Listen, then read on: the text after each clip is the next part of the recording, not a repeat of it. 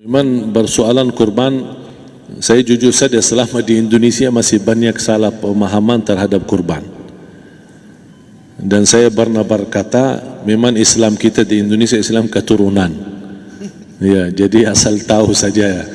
Ya, tapi dari segi belajaran, mohon maaf ya kita terlalu jauh terhadap pemahaman. Yang saya maksud, kita melaksanakan sesuatu tapi kita sudah belajar, sudah tahu, bukan hanya asal saya dengar, saya lihat, saya bukan sebatas itu, tapi kita punya dasarnya. Dan ini kelemahan kita, di antaranya kurban. Saya pernah mendengar, bukan malah sering mendengar soal kurban dihitungkan beroran. Jadi keluarga suami istri sama 5 anak berarti jumlah 7, wajib sapi. Kalau kurang daripada itu, atau misal suami istri tidak mampu, boleh ini tahun kurban kambing atas nama suami, tahun depan atas nama istrinya. Ini hal keliru sebenarnya. Yang dihitungkan soal kurban beda sama akikah dan beda sama zakat fitrah. Zakat fitrah sama akikah terhitung beroran. Akikah laki-laki 2 kambing, perempuan 1. Kalau tidak mampu boleh. Kalau ada kembar, laki sama perempuan berarti 3 kambing. Tapi kalau tidak mampu boleh 1 kambing, tidak masalah. Yang tidak ada istilah sekarang saya kurban tapi nanti sisanya seolah-olah ada hutang sama Allah. Sesuai kemampuan kita. Di antaranya kurban. Kurban hitungannya berkeluarga, bukan beroran.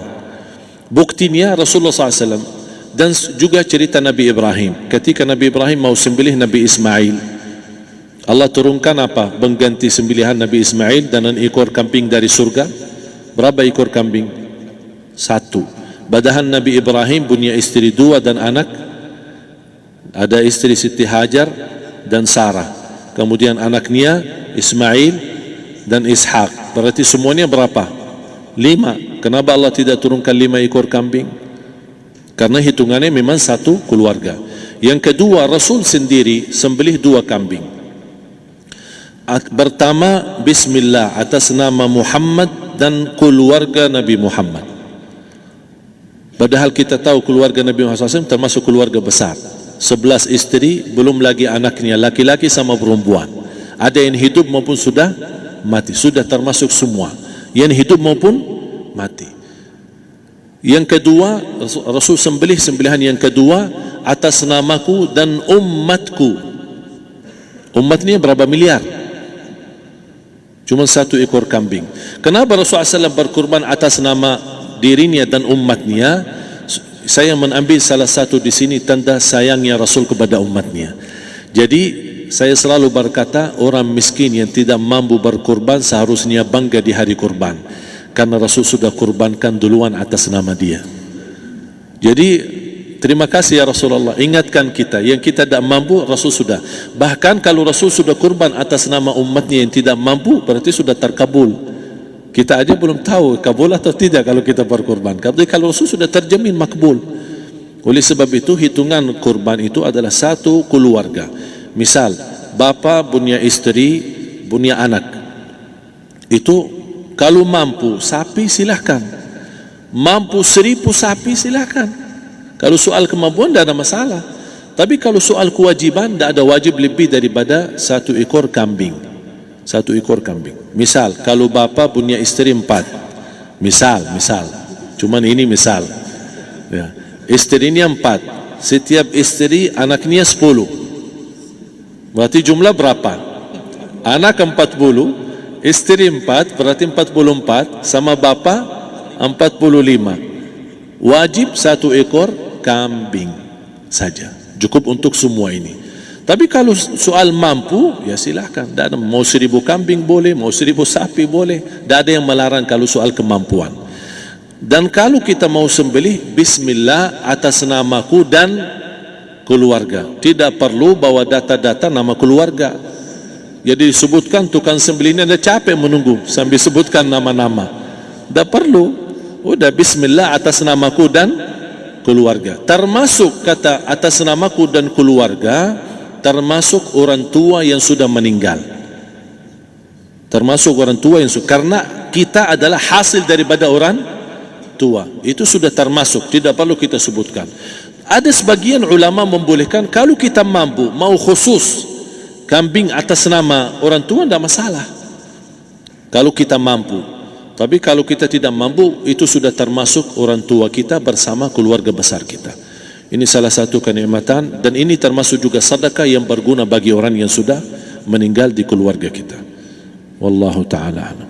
Dan juga masalah panitia, bisa kita mewakili kalau kita tidak mengerti sembelihannya dan tidak mengerti cara bagiannya. Tapi ada satu sunnah yang termasuk kehilangan sunnah ini, adalah banyak yang tidak mau makan dari hasil kurban, padahal itu sunnah Rasul. Dari akikah boleh makan, dari kurban pun boleh makan. Bahkan sunnah SAW dibagi 3. Sepertiga pertama dihadiahkan. Maksudnya kata dihadiahkan kepada orang kaya. Misal tetangga saya tapi orang kaya, dia bukan miskin, tapi boleh saling hadiah. Karena inti daripada hadiah silaturrahim.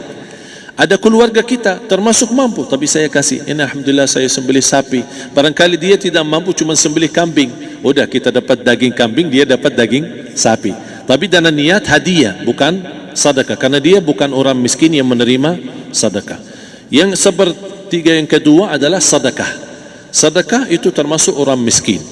Yang ketiga, kita makan sendiri. Bahkan Rasulullah SAW selepas Idul Adha, beda sama Idul Fitri. Sebelum Idul Fitri dia makan kurma, meyakinkan batalan puasa.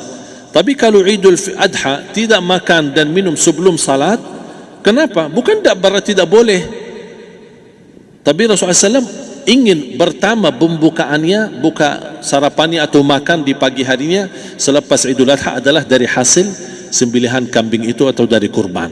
Jadi kita sebagian sedikit. Tapi kalau kita merasa alhamdulillah rezeki saya banyak di rumah, alhamdulillah banyak ada makanan, mau sedekahin semuanya, semua mau sedekahin, tidak masalah. Tapi yang saya maksud, kenapa tidak kita sekali-kali hidupkan sunnah Rasul? Jadi sebagian, walaupun ada sebagian sedikit lah, buat istilahnya sama sedikit porsi nasi atau apa, karena kita berhak sebagai kita kurbankan lillahi ta'ala, kita berhak menikmati kurban ini yang lillahi ta'ala supaya kita mendapatkan keberkahannya, bukan hanya orang lain. Terus yang kedua ada masalah pembayaran. Kalau kita wakili panitia, boleh kita pesan sama panitia, tolong sedikit dari kurban saya minta buat saya makan. Itu tidak masalah, kita boleh minta. Dan boleh kita wakili, tapi kita tolong ingatkan, tidak boleh pembayaran hasil sembelihan itu dari kulitnya. Ini menjadi salah satu persoalan di Indonesia. Banyak tukang sembelih datang, ketika kita tawarkan untuk sembelih ini, berapa pak? Oh tidak apa-apa, kasih aja kulitnya sama kepalanya. Jangan anda setuju, jangan anda terima. Oh maaf saya tidak bisa. Bapak berapa ongkos sembelihannya? Kita harus sepakat dulu. Tidak, saya ikhlas, tidak apa-apa, seikhlasnya. Tapi yang penting kepalanya sama kulitnya. Itu aja yang saya minta, yang lain tidak apa-apa. Tidak boleh. Tidak boleh. Kenapa? Karena ini kurban. Kata kurban berarti lillahi ta'ala, bukan untuk jual beli. Kalau kita sudah bayar dari bagian kurban, berarti bukan lillahi ta'ala. Harus kita jaga amalan itu. Tapi bagaimana cara jalan keluarnya? Kita harus sepakat, ijab kabul. Sepakat dulu, Pak, saya udah begini, saya kasih untuk sembelihan 50.000. Bapak setuju? Ya udah setuju. Selesai kan? Sudah sembelih, sudah potong, sudah semua.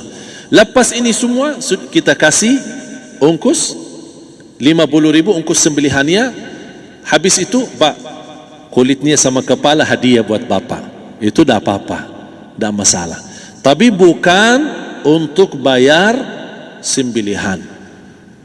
Faham maksud saya? Harus dibedakan supaya jangan sampai amalan kita kurban habis biaya, habis ini malah tidak diterima karena sudah kita bayar sebagian daripada kurban. Saya silahkan bayar apa yang kita sepakati, mau hadiahkan kepada dia karena kita tidak bisa guna. Buat apa yang kita mau gunain kulitnya? Tidak bisa. Tapi mereka buat mereka lebih berguna, oleh karena itu kita bisa hadiahkan untuk mereka. Bahkan kita bisa juga kasih daging untuk mereka bisa menikmati sebagai sedekah. Wallahu taala alam.